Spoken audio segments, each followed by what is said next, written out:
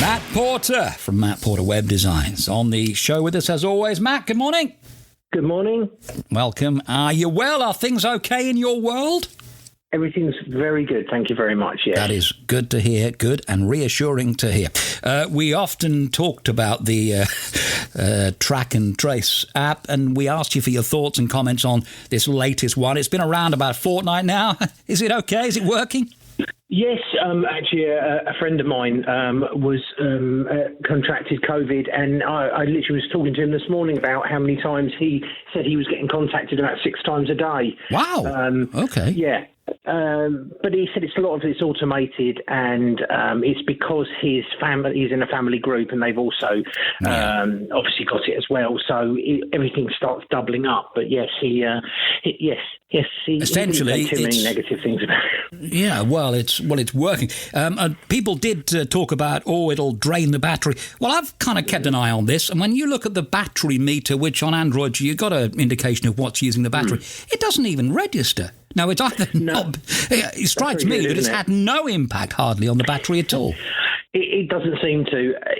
Conveniently, I guess, that a lot of I know particularly about Android handsets that the software, the power management software is fairly rigorous on these devices, so it will effectively put things to sleep if they're not being used. I haven't noticed...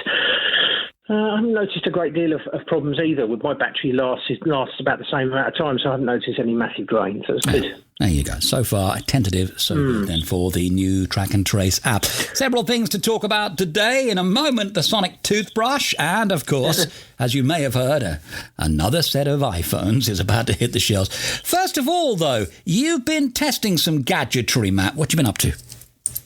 I've tested a couple of things. I've tested a esports starter kit. I don't know if people may not be aware that you can now get a BTEC in esports, which from what I understand is you can get a BTEC qualification in playing FIFA 2021 or something. Wow. Yeah, so you can get an extended certificate foundation diploma in esports. Right.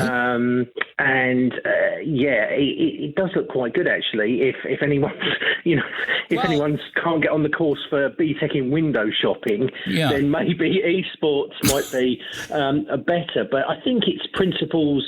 I think it's more than just playing games. I think it's about organising events and those kind of things. So it's a much more detail than just... Yeah, it's very easy to mock this kind of thing, but it's a massive industry. It is a massive industry. Absolutely massive. Yeah. If we didn't have these kind of industries, then we wouldn't have had, where we've been watching football matches recently, like Premier League, we wouldn't have had that fake crowd cheering and things like that going on. Because that's true. That was all, I believe, supplied by EA, who do the FIFA official games. So they provided all of that kind of atmospherics to try and give the game a little bit more liveliness, rather than just been kicking around on a Sunday morning. I remember once saying to, more than one occasion, saying to one of my sons, you never, you won't get anywhere just playing games all day. He's now got more money than I'll ever have, and he's not even 30 yet, and it's a result of the game industry, so fair play. That's fantastic news. It is a massive industry. You're talking about these games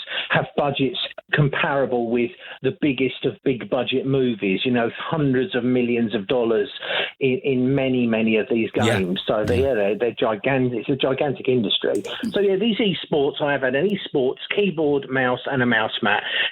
Really good. I don't use a standard keyboard anymore because I have like a laptop. So I've got quite not a bulky keyboard on my laptop. So getting back to using something that's a bit more, because it's got to be used to being bashed about a bit because people are hitting keys. So it's quite a durable thing. And it doesn't feel terribly natural initially because you feel like you suddenly got to be typing 2 inches higher off the desk. Okay. So that's okay. The mouse is very good. Like many of these things, they're all lit. It's all lit up. So as soon as you plug it in, it all lights up and you can alter the colour and all those kind of things. You can have any colour you like in lighting and everything. Yeah. So it's quite good if you forget to put the lights on and you can't find your computer, it'll be glowing in the corner. Yeah, it's good. Yeah, I like these kind of things. I'm not a massive gamer anymore, but I do like the fact that there is an industry behind it. Could you maybe give us an update on what I've discovered to be a shortage of joysticks in the world? Now, this is a result, I'm sure, of Microsoft's Flight Simulator 2020. Every single joystick seems out of stock at the moment. Do you know, there was a time when joystick, that was the only kind of controller that you would have had. Yeah. And I remember many moons ago having a Sidewinder joystick. Yeah, I've still got one. Force feedback. Force feedback, right. Yeah. And it was an amazing thing because you'd be playing these games and it would be like pulling the joystick around the place. It was great for particular games. And very tactile, yeah. If you put a piece of tape around over a little hole, it would start wobbling around on its own in demos and stuff. That's right. But that was another entirely different thing. So they were really, really big business. But then other controllers, with the advent of Xboxes, PlayStations, those type of controllers, kind of replaced them. So I think the marketplace for joysticks became flight simulators and that kind of game. So yes, suddenly, because we've all of a sudden got a very, very up-to-date version of Microsoft Flight Simulator, people are rushing out and buying not just one joystick, they're buying multiple controllers because you can also support. You get the throttle quadrants you can get now. You can get all the dials, can't you? It's a whole standalone industry by itself, and hopefully it all comes down. I can imagine that suddenly everybody's in great bit of enthusiasm and everything. People are going back, and it is an amazing game. I think you've played it yourself, haven't you? Oh, I got it. Yeah, it's fantastic. It is. It is incredible.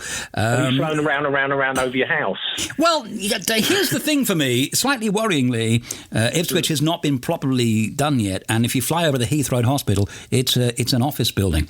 That I find slightly worrying. Apart from that, fair enough. Apart from that, it's pretty good. Yeah, good. Anyway, look, we're coming back with Matt. We're going to be hearing about the Sonic toothbrush and a new set of iPhones to queue up for in the middle of the night.